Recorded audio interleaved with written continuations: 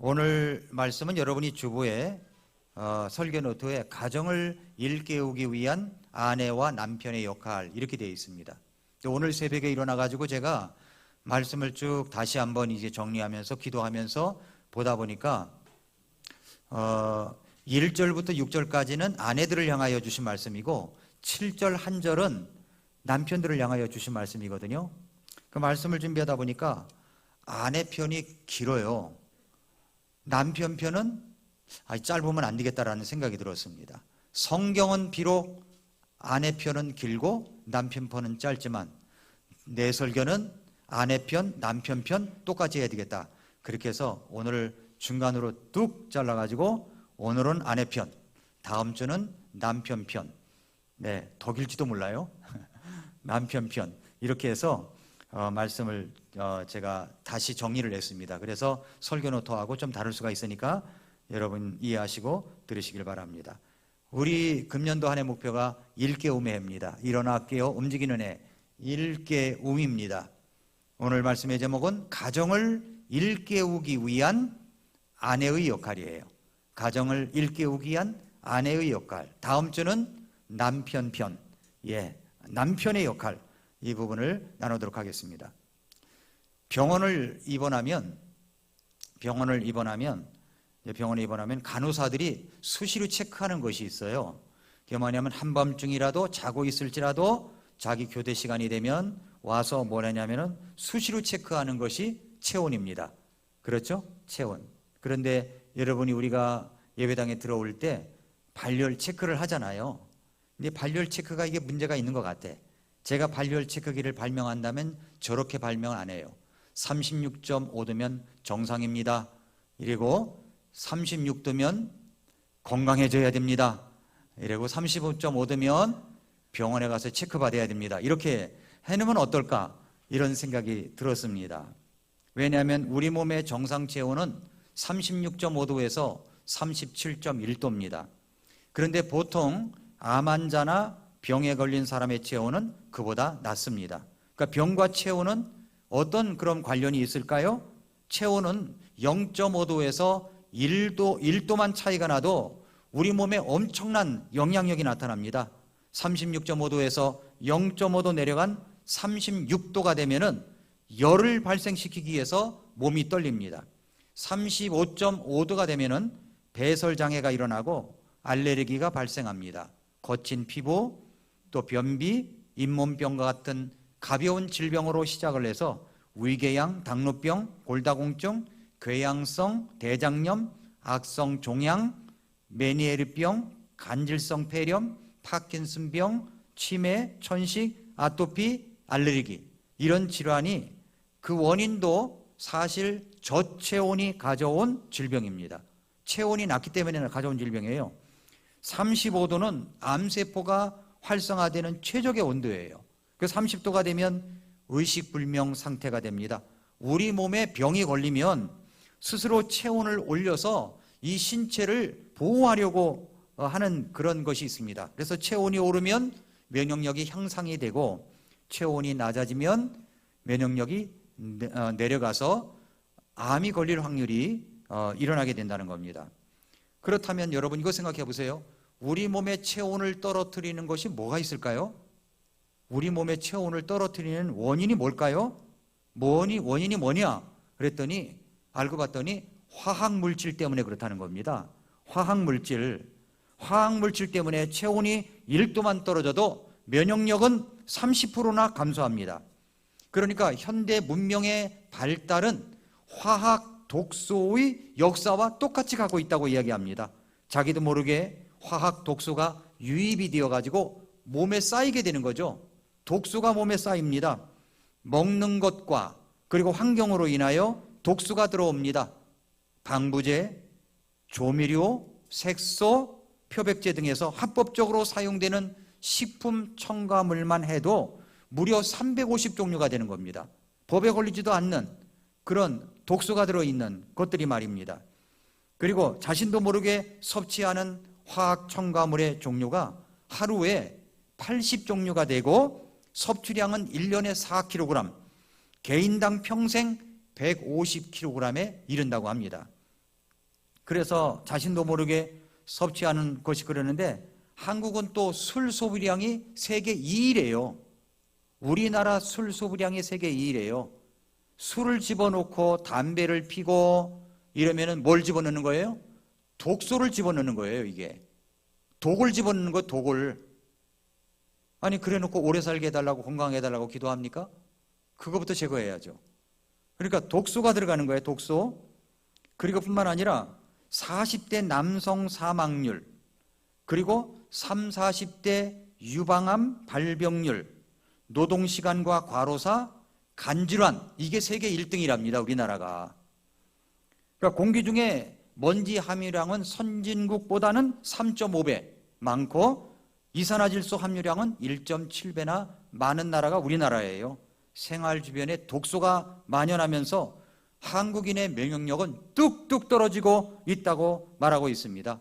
화학 독소가 내장과 뼛속까지 쌓여가지고 전신에 만성 퇴화 현상, 그러니까 냉성 퇴화 현상이 진행되어서 불치병이 늘고 있다는 거예요. 대중매체의 광고에 속임수가 있죠. 대중매체가 광고를 하는데 그럴듯하게 보여도 속이는 게 있습니다. 의학적 속임수도 있어요. 의학적 속임수, 합법적인 속임수, 이런 독성 물질이 우리 몸에 들어옵니다. 그래서 화학 독소가 들어오면 우리 몸은 어떻게 되냐면은 체온이 내려가게 돼 있다는 겁니다. 체온이 내려가요. 그래서 21세기의 건강 키워드가 뭐냐면 해독입니다. 해독, 디톡스예요. 해독. 현대의학에는 해독법이 존재하지 않습니다. 해독, 디톡스라는 것은 인간의 건강을 위해서 모든 독성 물질을 중화시키고 배출시키고 제거시키고 연소시키는 자연 치유 건강법을 말합니다.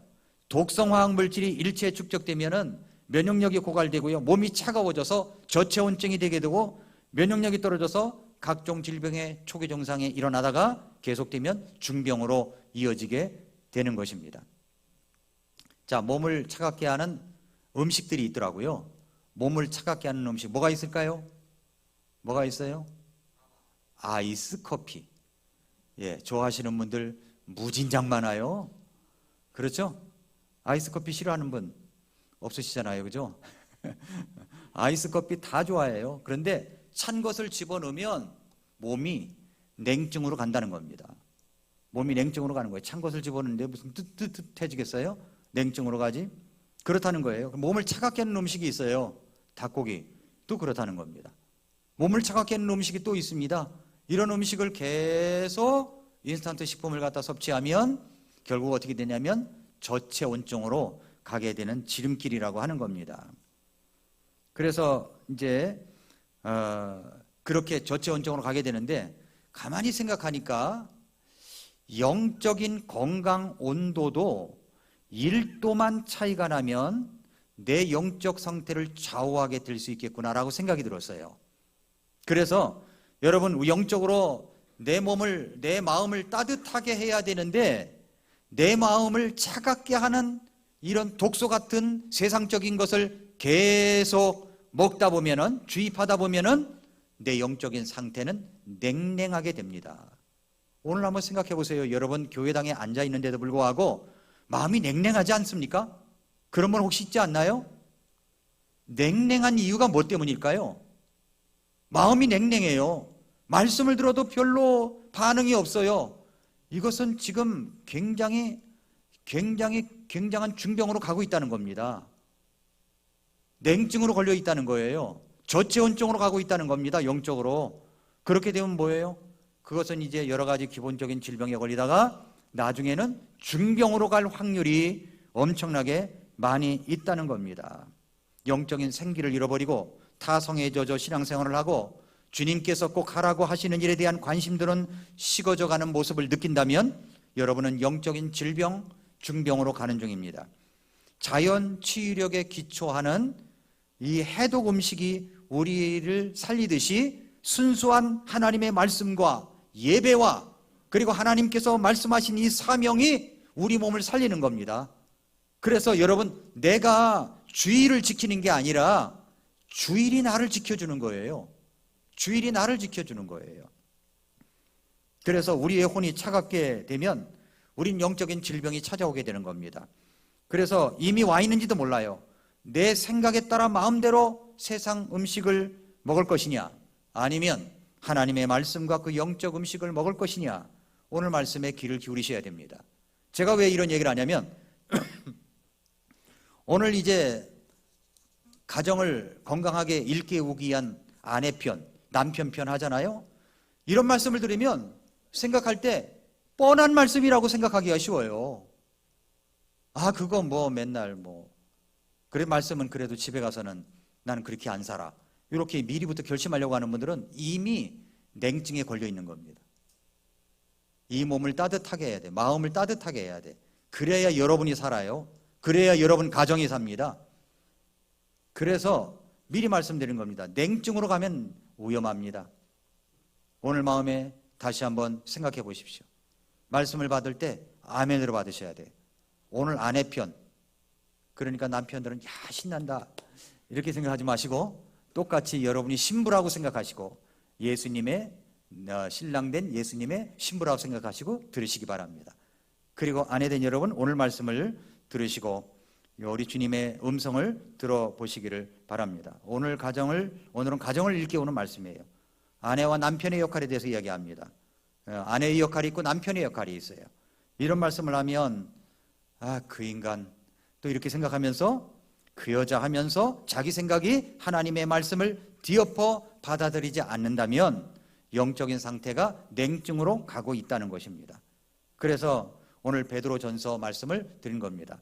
그런데 전 베드로전서를 읽다가 베드로전서가 지금 어떤 상태냐면 베드로전서를 쓸 때 너희들에게 지금 여러분들에게 고난이 곧 찾아올 겁니다.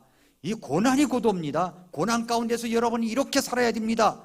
이렇게 이야기를 하는데 고난이 온다고 하는데 갑자기 아내들아, 남편들아 그러면서 아내의 역할, 남편의 역할에 대해서 말씀하고 있다는 겁니다. 아무리 고난이 온다고 할지라도 아내의 역할, 남편의 역할은 대단히 중요한 거예요. 그래서 오늘 먼저 가정을 일깨워 건강하게 세워가기 위한 아내의 역할이 무엇인가를 보도록 하겠습니다. 3장 1절부터 6절은 아내에 대해서, 7절은 남편에 대해서 말씀합니다. 우리 구주 예수 그리스도를 구주와 주님으로 모셨다는 것은 놀라운 축복입니다. 그러나 우리가 구원을 받았다는 사실이 저절로 자동적으로 행복한 가정생활을 보장해 주는 것은 아닙니다. 우리가 구원을 받았다는 사실이 행복한 가정생활을 누릴 수 있는 가능성이 있다는 것은 사실입니다. 그러나 우리가 그리스도인이 되었다고 해서 아무런 노력 없이 복된 가정생활이 주어지는 것은 아니라는 것입니다. 그래서 우리는 금년 안에 가정을 일깨우며 든든하게 세워가야 됩니다. 베드로서 1장 12절부터 15절, 지지난주에 여러분에게 말씀을 드렸던 것, 사도 베드로가 자기가 장막에 있는 동안에 너희들을 기억하게 하여 일깨우고 싶다고 생각한 것, 그 말씀을 주고 있는 겁니다. 그것이 뭡니까? 가정을 일깨워 건강하게 세워가야 되는 겁니다. 이것은 이제 제가 이야기하지 않아도 우리 주변에 있는 그리스도인들이라고 하면서도 불행한 가정 생활을 하는 사람들이 가끔 이제 눈에 띕니다. 불안 속에 쌓인 가정, 깨지기 직전의 가정, 아니 이미 깨져서 각각 흩어져 있는 가정들이 정말로 많이 있습니다. 더욱이 불신자 남편과 사는 아내의 고통은 말로 다할 수가 없습니다. 오늘 본문 말씀은 그 문제를 직접적으로 다루고 있는 거예요. 사도 베드로가 이 말씀을 기록할 당시는 로마가 세계를 지배했던 당시입니다. 그 로마인 이야기를 읽어보면은 그 로마가 지배했던 세계의 분위기를 알 수가 있습니다. 그런데 당시 로마에서는 이런 말까지 유행이 됐었어요. 어떤 말이냐면은 아내를 빌려줄지언정 돈은 빌려줄 수가 없다. 지금 이렇게 말하다간 맞아 죽을 상인데 그때는 그게 공공연하게 그렇게 된 겁니다. 그러니까 여자들을 무시하고 여자들을 하대하고 그런 사회 속에 있었다는 거죠. 그런 사회 속에서 예수님을 믿고 구원받은 성도들은 어떤 취급을 받으며 생활했겠습니까? 성경의 가치관을 가지고 살아간다고 하는 것은 지금도 상상할 수 없을 정도로 힘들고 어렵습니다. 특별히 예수 그리스도를 믿고 구원받은 아내가 믿지 않는 남편과 사는 것은 상상하기 어려울 정도로 어렵고 힘들었음을 상상할 수가 있습니다. 3장 1절부터 7절까지 보면은 이런 생각을 갖게 돼요. 3장 1절부터 6절까지는 아내에 대해서, 7절 한 절은 남편에 대해서 이야기를 하는데 왜 남편보다 아내에게 하는 말이 6배나 더 많느냐는 겁니다. 왜 6배나 그렇게 많죠? 왜 그렇죠? 오히려 남편들에게 6줄을 주고 그리고 자매님들에게 아내에게 1줄을 주면 괜찮을 텐데 그렇지 않았다는 겁니다. 여기 어떤 분이 이렇게 써놓았어요. 뭐라 하냐면은 아내들에게 주는 베드로의 충고가 남편들에게 주는 충고보다 6배나 간 것이 이상하게 보일지 모른다. 이것은 아내의 위치가 남편의 위치보다 훨씬 더 어렵기 때문이다. 남편이 크리스천이 되면 그는 자동적으로 아내를 교회에 데리고 나올 것이다. 그러나 아내가 크리스천이 되었지만 남편이 여전히 되지 않았다면 아내는 전례 없던 행동을 할 것이며 이것은 예민한 문제를 일으켰을 것이다. 이렇게 이야기를 했습니다. 그렇습니다. 남편이 믿었다면 아내를 데리고 나오는 것은 어려운 것도 있겠지만 그만큼 더 쉬웠을 것이라는 겁니다. 그러나 아내가 믿고 남편을 데리고 나오는 것은 그만큼 6배나 힘들고 6배나 힘들다고 하면 될 것 같습니다. 믿지 않은 남편과 사는 아내가 할 일은 정말로 많아요. 평소에 믿지 않았을 때와는 다르게 6배나 노력을 해야 된다는 겁니다. 정말로 아내는 놀라운 위치에 있습니다. 아내가 누굽니까? 아내가 누구예요? 인터넷에 써 있는 글을 보니까 아내란 무엇인가 글이 있더라고요. 아내란 누구인가? 아내란 바가지를 긁으면서도 그 바가지로 가족을 위해 밥을 해주는 사람. 아내란 아이들을 혼내고 뒤돌아 아이들보다 더 많은 눈물을 흘리는 사람. 아내란 친정엔 남편의 편이 되어 모든 물건 훔쳐다가 남편을 위한 남편의 편인 사람. 아내란 남편과 아이들만 보고 울고 웃다가 결국은 이 세상을 떠나는 사람. 아내란 사랑을 주면 줄수록 얼굴이 수줍어지고 예뻐지는 사람. 아내란 살이 찌고 뚱뚱해도 엄마라는 이름으로 아름다운 사람. 아내란 남편이 저 세상 가는 길에도 끝까지 홀로 남아 못다 한정 아파하며 울어주는 사람. 아내란 가족이 먹다 남은 밥을 먹으면서도 행복해하는 사람. 아내란 드라마 보다가 화병 나도 남편과 아이들의 잘못은 금세 잊어버리는 사람. 아내란 당장 잃어버린 1,000원에 안절부절 못해도 남편과 자식 위해 아낌없이 희생하는 사람. 아내란 밥 한 끼보다 수고했네, 사랑해 한마디로 더 행복해지는 사람. 아내란 이 세상에서 가장 의리 있고 착하며 늙어서까지도 남편에게만큼은 여자이고 싶은 소녀 같은 친구입니다. 이렇게 써 있더라고요. 맞습니까? 아유, 형제님들 왜 대답을 안 해요? 대답을 하셔야죠. 맞습니까? 수줍어하네. 네, 때로는 엄마로, 때로는 며느리로, 맞벌이 주부로, 또 1인 사역을 끄떡없이 해내고 있는 무한한 에너지의 소유자가 아내라는 거예요. 하지만 언제나 지칠 수 없고 지칠 것 같지 않던 아내에게 얼굴이 주림해져요. 흰머리가 생겨요.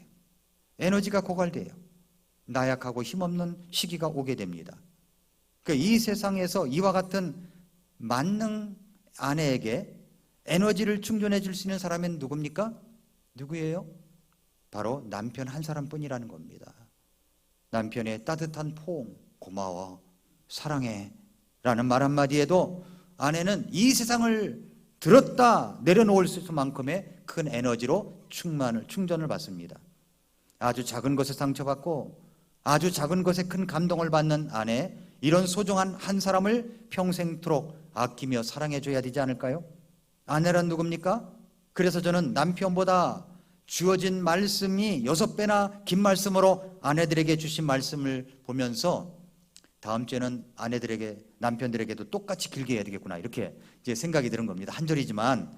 그래서 저는 이렇게 잡았어요. 가정을 경영하는 CEO, 가정을 경영하는 최고 경영자라는 거예요, 아내가. 그런데 성경이 뭐라고 그랬어요? 3장 1절에 아내들아 이와 같이 너희도 그럽니다. 아내들아 이와 같이 너희도. 고난의 시대, 역경의 시대에 아내의 역할이 무엇입니까? 아내들아 이와 같이 너희도 너희 남편에게 복종하라. 로마 시대 사회적 분위기가 어떻다고 했습니까?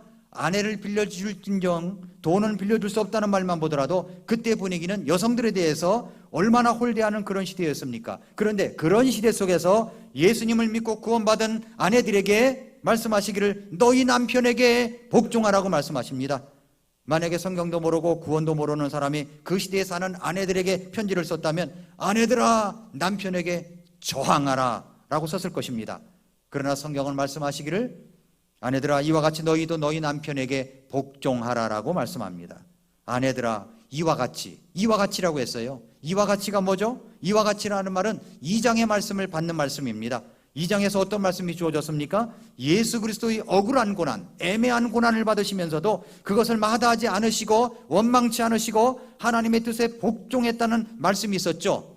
그런데 그런 이야기를 하고 나서 이와 같이라고 말씀하는 거예요. 이와 같이 우리에게 구원을 주시고 참 생명을 주신 예수 그리스도께서 많은 고난을 당하면서도 성부 하나님의 뜻에 복종하였던 것처럼 아내들도 이와 같이 남편에게 복종하라 말씀하시고 있는 겁니다. 복종과 순종이 어떻게 다릅니까? 복종은 태도고 순종은 행동이에요. 복종은 절대적이고 순종은 상대적입니다. 복종은 무조건적이고 순종은 조건적입니다. 복종은 내면적 것이고 순종은 표면적이에요. 하나님께서는 하나님의 사람들에게 하나님께서 이 세상의 질서에 권위를 두신 모든 사람에게 겸손한 복종의 태도를 가지라고 말씀하십니다. 이 말은 여성이 남성보다 열등하기 때문에 하나님께서 여성을 향해서 남편에게 순복하라고 말하는 것이 아닙니다. 그것은 우리 하나님께서 질서를 사랑하시기 때문에 그리고 남편과 아내의 심리를 아시기 때문에 하나님께서는 가정의 행복을 위해서도 아내의 복종을 강조하시는 겁니다. 아내는 여자보다 강하다라는 카피도 있잖아요. 정말 그렇습니다. 6절이나 남편에게 주신 말씀보다 더 많은 것은 아내는 가정 경영의 최고 경영자이기 때문입니다. 그런 아내들에게 우리 주님께서 왜 그렇게 남편에게 복종하라고 하시는 것입니까? 아내들아 이와 같이 너희도 너희 남편에게 복종하라. 왜 이렇게 말씀하신 것이죠? 첫째로 그것은 주님의 명령이기 때문입니다. 주님의 명령이에요. 아내들아 이와 같이 너희 남편에게 복종하라. 이것은 남편의 명령이 아닙니다. 우리 주님의 명령이에요. 그런데 부부가 부부싸움을 하다가 남편이 이 말씀을 딱 들어서 여보 성경에 너희 남편에게 복종하라고 했잖아. 복종해. 이렇게 말하면 안 되는 거예요. 그거는 엄청난 반칙이에요. 엄청난 반칙이에요. 그건 잊어버려야 돼. 3장 1절부터 6절은 우리 형제님 여러분들은 안 외우셔도 돼요. 7절만 외우면 돼요. 예. 그렇게 말하면요 여러분의 아내를 사랑하는 게 아닙니다. 주님은 남편들에게 이 말씀을 인용하라고 주신 말씀이 아니에요. 이 말씀은 우리 주님께서 아내들에게 주신 명령입니다. 그렇다면 왜 남편에게 복종해야 하는 것입니까? 주님의 명령이기 때문이라는 것이 첫 번째 답이에요. 나를 구원하시고 나를 사랑하셔서 주님의 모든 것을 던져 나를 건져주신 그 주님께서 나에게 사랑스러운 어조로 말씀하시는 겁니다. 남편에게 복종하라. 이 말씀은 아내가 남편보다 열등하기 때문에 주신 말씀이 아니에요. 창조의 원리 속에서 보면은 창세기 27장 28절에서 하나님께서 남성과 여성을 창조하시고 나서 28절에서 하나님께서 그들에게 복을 주시고 해서 똑같이 그들이라고 했습니다. 동등한 거예요. 결코 남성이 여성보다 월등하다고 말씀하지 않으셨습니다. 자, 책을 읽는 것 보면은요, 사실 2014년부터 16년까지 이렇게 조사를 한 게 있더라고요. 그런데 여기에 보면은 책 읽는 그 독서율이 남성이 여성보다 2배로 뒤집니다. 2배로 뒤져요. 3040만을 조사했어요. 2014년도에 여성은 61.6%, 남성은 38.4%예요. 2015년도, 16년도에도 비슷해요. 그러니까 출판시장에서 3040의 남성들과 여성들을 비교해 보니까 여성이 월등하게 많다는 거예요. 2배나 많다는 거예요. 남자들은 거의 없는 거예요. 그래서 출판시장을 이끌어가는 사람들이요, 3040 여성들이 많습니다. 여성들이 많아요. 남자들은 정말 책을 많이 안 읽어요. 또 성경도 많이 안 읽어요. 예. 여러분 명단 한번 보세요. 명단 안 빠졌나?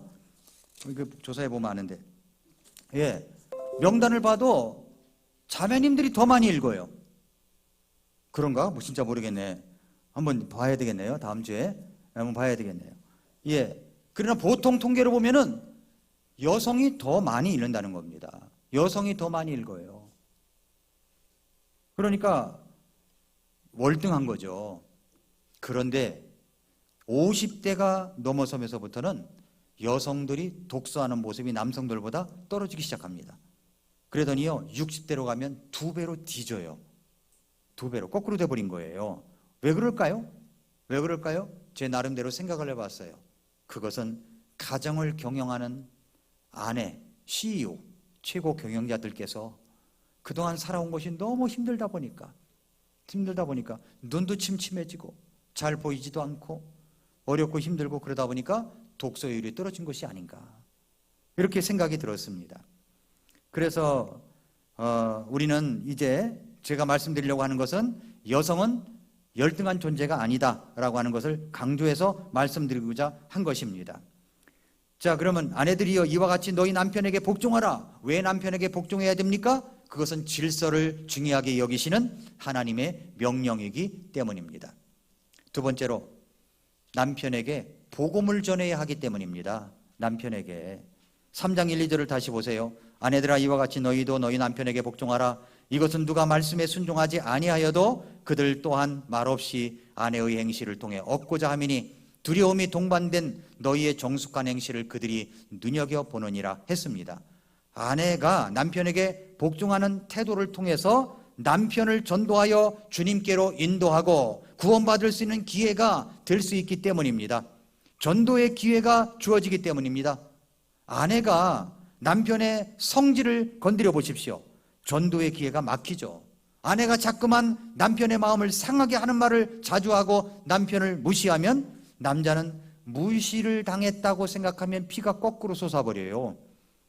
그러면 아내에게 생각할 때 어떻게 복수할까를 연구하는 것 같아요. 그래서 아내가 가장 좋아하고 간절히 바라는 것을 안 해버립니다. 간절히 바라는 게 뭐예요? 교회 가자는 거 아닙니까? 교회 가자 그러면 안 가는 거예요. 안 가는 거예요. 안 가기로 결심하는 겁니다. 이것이 남자들의 오만한 자존심입니다. 남자들이 그래요. 그러므로 남편을 주님께로 인도하기를 원한다면 아내는 남편에게 복종할 필요가 있습니다. 인간관계가 가까울수록 친한 사람일수록 설교가 잘 통하질 않아요. 가까운 사람일수록 강요해서는 안 됩니다. 감동을 줘야 돼. 감동.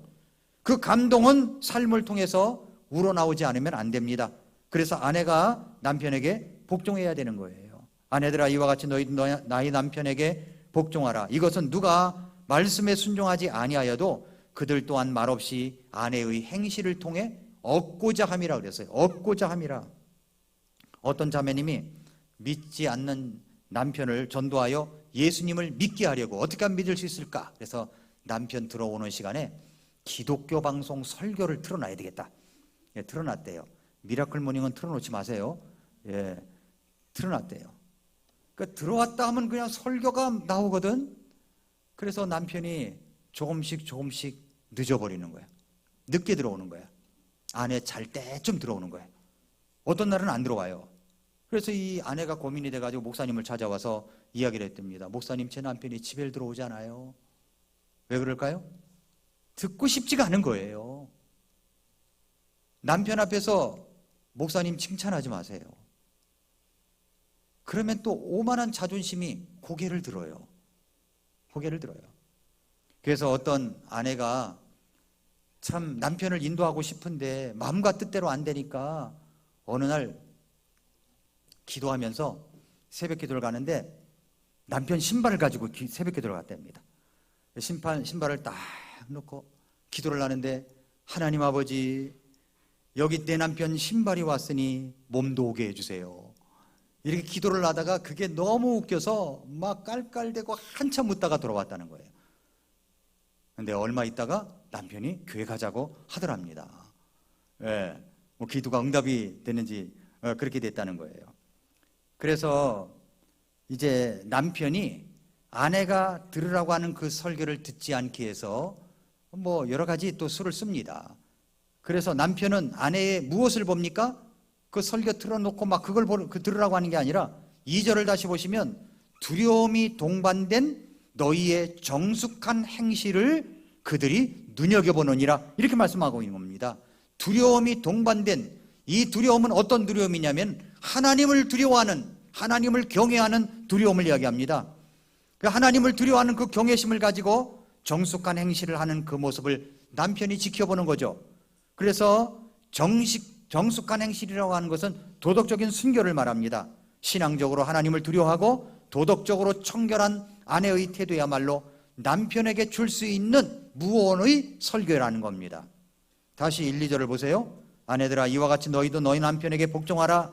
이것은 누가 말씀에 순종하지 아니하여도 그들 또한 말없이 아내의 행실을 통해 얻고자 함이니, 구원받고자 함이니 두려움이 동반된 너희의 정숙한 행실을 그들이 눈여겨보느니라 말씀했습니다. 자, 세 번째로 왜 남편에게 복종하라고 하시느냐? 그것을 통해서 아내의 내면의 모습을 가꾸는 것이기 때문입니다. 아내가 남편에게 복종하는 그 태도가 바로 아내의 내면의 인격적인 모습을 가꾸는 것입니다. 믿지 않는 남편의 믿음이 없고 거칠고 무례하고 이런 모습을 생각하면 고통이고 아픔이다, 십자가다 이렇게만 생각하지 말라는 겁니다. 그것이 나의 내면의 모습을 가꾸어 가게 하는 도구라고 생각할 줄 알아야 된다는 거예요. 구원받은 그리스도인이라고 하는 것은 우리는 모두 순종의 학교에 입학을 한 사람들이란 뜻입니다. 이것이 우리의 표지요, 우리의 표지는 순종이요 복종입니다. 그래서 3절 4절을 보세요. 너희의 단장은 머리를 따고 금으로 치장하며 옷을 차려입는 그런 외적 단장으로 하지 말고 오직 마음에 감추어진 사람으로 하되 썩지 아니하는 것, 즉 온유하고 조용한 영의 장식으로 할지니 그것은 하나님의 눈앞에 지극히 값진 것이니라 이렇게 말씀을 했습니다. 3절에서 순서가 뭐예요? 머리를 따고 금으로 치장을 하고 화려한 옷을 차려입는 외적 단장이 있죠. 외적 단장, 그걸 하지 말라는 말이 아닙니다. 그것으로만 하지 말라는 말이에요. 많은 사람들이 여자가 아름답다고 할 때 어떤 것을 보고 아름답다고 하죠? 아마도 헤어스타일이 아닐까요? 여자들이 하고 다니는 헤어스타일을 눈여겨봅니다. 드라마나 뉴스에서 어떤 연예인이나 유명인이 나온 모습 속에서 헤어스타일을 보고 미장원에 가서 나도 저렇게 해주세요 라는 여성들이 많이 있다는 겁니다. 또한 금으로 치장을 한다는, 금으로, 이것은 몸에 치장하는 액세서리입니다. 액세서리. 귀걸이를 뭘로 했나? 보석에 달린 반지, 팔찌, 심지어는 손톱, 내일의 이미지까지 모두 보고 따라하려고 한다는 겁니다. 손톱이 예쁘면 사람도 아름다운 것이라고 그렇게 생각하는 거죠. 또 의상입니다. 의상. 옷도 화려한 옷. 그때 당시에는 화려한 옷을 입을 때 아름다운 칭송을 받았던 것 같아요. 이렇게 헤어스타일, 몸을 치장하는 액세서리, 또 화려한 의상이 여인의 몸을 아름답게 한다고 생각을 합니다. 실제로 그럴 수 있다고 생각해요. 레드카펫을 밟고 입장하는 어떤 연예인들, 유명인들을 보면요, 아름답지 않다고 할 사람이 어디 있겠습니까? 그러나 성경은 뭐라고 말씀하세요? 4절에 보니까 오직 마음에 감추어진 사람으로 하되 썩지 아니하는 것, 즉 온유하고 조용한 영의 장식으로 할지니 그것은 하나님의 눈앞에서 지극히 값진 것이라고 했습니다. 여러분, 모든 그리스도인 아내들이 가져야 할 두 가지 내면적인 모습이 나와요. 첫째는 온유함입니다. 온유라고 하는 것은 힘이 조절된 상태를 말하는 거예요. 야생마라는 말은요, 길들여지지 않은 말입니다. 그런데 그 야생마를 훈련을 시켰더니 고분고분한 말이 됐어요. 그리스 사람들은 그런 상태를 온유해졌다고 말을 합니다. 온유해졌다. 그리스 말로 온유해졌다는 말이 프라에오스라는 말인데 영어에는 미크라고 되어 있죠. 그 미크는 친절한, 부드러운, 자상한 이라는 뜻이 있습니다. 거친, 화가 난, 공격적인, 다투기 좋아하는, 악의가 있는 말들과 반대되는 말이죠. 예수님은 마음이 온유하고 겸손하신 분이라고 했습니다. 남편을 대할 때, 사람들을 대할 때 마음에 감추어진 인격, 썩지 아니하는 아름다움, 온유로 하라고 하시는 거예요. 온유, 부드럽게 하라는 겁니다. 남편뿐만이 아니겠죠. 자상하게 하는 것입니다. 친절하게 말하는 거예요. 이 품성은 바로 주님의 품성입니다. 아내에게 꼭 있어야 할 품성이 바로 온유함이에요. 나이가 들어갈수록 가지고 있어야 될 게 온유함입니다. 여자들은 이제 나이가 들어갈수록 남성 호르몬이 많이 나오다 보니까 거칠어질 수가 있어요. 자상함, 부드러움을 가지라는 거예요. 성경에서 말씀하고 있는 겁니다. 두 번째로 조용한 영이에요. 고요한 영성을 말하죠. 고요한 태도를 말합니다. 예수님을 믿는 여인들은요, 떠들썩하다기보다는 고요한 영성을 지닌 모습을 가지고 있어야 된다는 말씀입니다. 다시 말해서 말만 많은 사람이 아니라 고요한 영성으로 움직이는 영적인 여인이 되라는 거예요.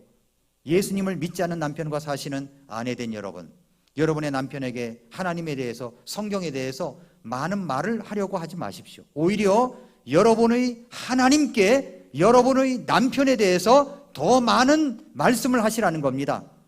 아내들은 조용한 영의 모습, 고요한 영성을 지닌 모습으로 내면을 갖고 가야 하는 것입니다. 매일 아침 이제 거울 앞에서 단장을 할 때마다 여러분의 온유함, 여러분의 고요한 영성을 개발해 나가게 해달라고 꼭 기도를 하십시오.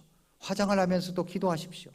오직 마음의 온유 감추어진 사람으로 하되 썩지 아니하는 것, 즉 온유하고 조용한 영의 장식으로 꾸밀 수 있게 해달라고 기도하십시오. 여기 장식이라는 말이 나오죠. 이 장식이라는 말은 그리스어로 코스모스라는 말이에요.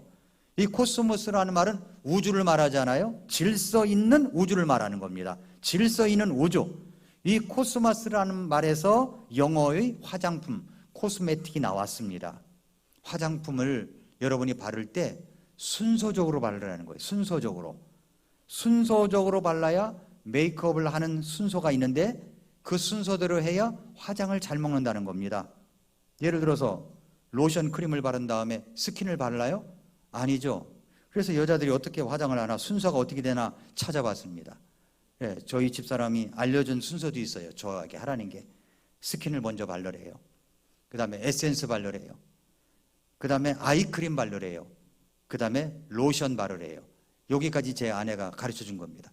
그래서 저는 열심히 따라 하려고 합니다. 가끔 아내의 화장품을 훔쳐가지고 슬쩍슬쩍 바르기도 하고 그렇게 발라요. 네, 하라는 대로 합니다. 그런데 이제 그 다음에 크림을 바르고 자외선 차단제를 바르고 프라이머를 바르고 메이크업 베이스를 바르고 비비크림을 바르고 컨실러를 바르고 이게 무슨 말인지 저는 몰라요. 파우더 팩트, 그 다음에 색조 메이크업 이런 순서대로 하라는 겁니다. 이런 순서대로 해야 예뻐진다는 겁니다. 연필도 사용하고 붓도 사용해서 화장을 합니다. 그 순서가 있어요. 순서적으로 질서 없게 하면 화장이 안 먹는다는 겁니다. 무슨 이야기입니까? 질서 속에서 아름다움을 찾을 수가 있다는 말입니다. 남편이 예수님을 믿지 않아요. 그럼에도 불구하고 내 성질을 잘 다스려서 남편을 향하여 복종하는 태도를 갖고 자기 감정을 아름답게 꾸미는 이런 질서 있는 향기로운 삶을 갖고 갈 때 그 남편은 마침내 그리스도의 향기를 맡고 자원하여 하나님 앞에 걸어 나오게 될 것입니다. 이것이 하나님의 눈앞에 지극히 값진 것이라고 말씀하고 있는 것입니다. 그런 아름다운 내면의 가꿔진 모습을 가지고 남편을 알아가고 때로는 남편이 받는 고난에도 동참해주고 그 남편을 예수님 섬기듯 그렇게 섬기며 세월이 갈수록 남편과 함께하는 시간을 가질 때 그 남편이 가장 편안하려고 가정 편안하려고 끌려 나오는 게 아니라 옛날에 제가 어떤 남편이 예수님 구원받기 원하는 사람 손 드십시오 그랬더니 아내가 옆구리를 딱 쳤어요. 그랬더니 이 사람이 손을 드는 거야. 그래가지고 그러면 예수님 믿기 원하는 사람 앞으로 나오시기 바랍니다. 나오십시오 그랬더니 아내가 어깨를 콱 밀어가지고 복도로 딱 나오게 해버렸어요. 그러니까 목사님이 어서 나오라고 그런 거야. 그러니까 할 수 없이 나온 거야. 그래서 제가 전도사 때인데 그래서 이제 들어가서 상담실에 가 상담을 했습니다. 어떻게 나오셨습니까? 그랬더니 옆구리가 아파서 나왔다는 거야. 그때 어떻게 나오셨습니까? 그랬더니 가정 편안하려고 나왔다고. 아내가 하도 말을 해서 가정 편안하려고 나왔다고. 그렇게 끌려 나오는 게 아니라 내 아내를 그렇게 만들어주신 예수님을 만나고 싶다고 이렇게 차원하여 나오는 미라클이 일어나야 되지 않겠습니까? 왜 우리는 복종해야 됩니까? 믿음의 여인들도 보면은 다 그렇게 살았어요. 모본을 남겨줬어요.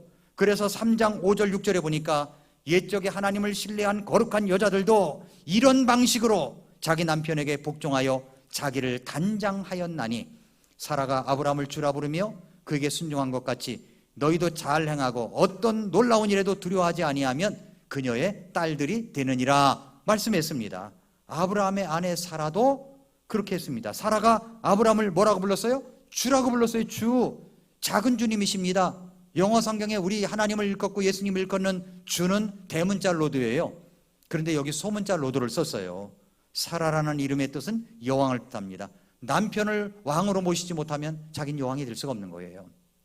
그래서 모든 여성들을 보니까 여성들에게는 여왕 콤플렉스가 있대요. 모든 여성들이 마음 밑바닥에 여왕처럼 대접받고 싶어하는 심리가 있습니다. 그러나 그렇게 되기 위해서는 먼저 할 일이 있죠. 남편을 주님으로, 남편을 왕으로 섬겨야 된다 하는 겁니다. 남편을 섬겨야 되는 거죠. 이런 마음의 내면을 온유함으로 하라는 거예요. 힘이 조절된 상태로. 남편에게 내가 큰 소리 칠 수 있어요. 그리고 남편에게 막 이야기를 해서 남편을 기죽게 할 수도 있어요. 그런데 그렇게 하지 아니하고 힘이 조절된 상태로, 그리고 온유함으로, 그리고 조용한 영성으로 남편을 대해주라는 겁니다. 그렇게 하라는 거예요. 남편이 술을 잔뜩 마시고 취해서 돌아왔습니다. 고요한 영성이 있고 온유함이 있는 여왕으로서의 아내는 남편에게 뭐라고 해야 될까요? 뭐라고 해야 될까요? 온유함이 있고 고요한 영성이 있어, 조용한 영성이 있어. 그럼 남편에게 뭐라고 해야 될까요? 근데 그런 것이 없으면 어떻게 합니까? 어떻게 돼요? 아휴, 이 지긋지긋한 인간 또 술 처먹고 들어왔네 라고 말하지 않겠어요? 겉으로 안 해도 속으로 막 그렇게 하겠죠. 그렇게 말하는 게 아니라 온유함이 있고 고요한 조용한 영성이 있는 여인이라면, 폐하 이제 오십니까? 비웃는 겁니까? 아니죠. 예, 이제 오십니까?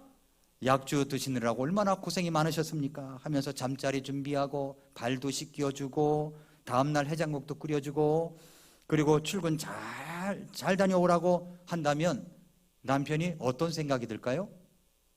아내가 남편의 발을 씻겨줘요.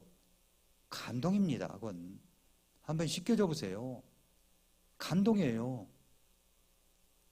소설의 주인공이 되라고 하는 것이라고 생각하지 마십시오. 성경이 말씀했어요. 아내들아, 이와 같이 너희도 너희 남편에게 복종하라. 성경의 명령이에요. 남편이 구원받기 위해서, 내 자신의 인격이 내면을 아름답게 하기 위해서 성경은 너희 남편에게 복종하라고 하십니다. 아내는 가정을 경영하는 최고 경영자, CEO예요. 그 첫 번째가 바로 남편에게 복종하는 것입니다. 사랑하는 성도 여러분, 우리의 가정을 지키는 것은요, 아내의 역할이 엄청 큽니다. 엄청 커요. 그래야 가정이 건강하게, 자녀들이 건강하게 커갈 수가 있습니다. 우리의 마음과 몸을, 영혼을 깨끗하게 할 수 있는 것은 무엇입니까? 여러분, 우리 마음에 독소가 있는데 이 독소를 빼낼 수 있는 게 뭐예요? 바로 빛과 소금이라는 겁니다. 빛과 소금. 빛이라는 것은 따뜻함이잖아요. 그러니까 따뜻한 음식, 따뜻한 것을 계속 집어넣고 그 다음에 천일염으로 우리의 독소를 빼낼 수가 있다는 겁니다. 운동으로도 빼내지만 자기 몸을 냉하게 만드는 식품을 멀리하고 몸을 따뜻하게 하는 식품을 가까이 하듯이 우리의 마음을 따뜻하게 하는 것을 가까이 해야 되는 거예요. 그게 뭡니까? 바로 하나님의 말씀, 엎드려 기도하는 것, 예배에 참여하는 것, 주님과의 대화를 갖는 것, 이런 것이요 우리의 영혼을 따뜻하게 만드는 것입니다. 그러면 건강하게 되는 거예요. 그러면 건강한 영성이 나오게 되는 것입니다. 사랑하는 성도 여러분, 우리 아내된 여러분들에게만 해당되는 말씀이 아니에요. 바로 우리가 이런 모습을 갖춰야 됩니다. 인격이 아름다운 온유한 모습, 조용한 영성을 가지고 우리 다른 사람을 섬기고 상대방을 섬기는 성도 여러분 되시기를 축복합니다. 기도하겠습니다. 조용히 머리 숙여서 기도하겠습니다. 이 시간 머리 숙여 기도할 때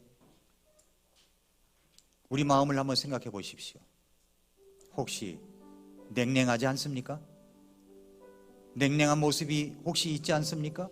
왜 이렇게 차가워졌습니까? 왜 이렇게 한기를 느낍니까? 왜 그럴까요?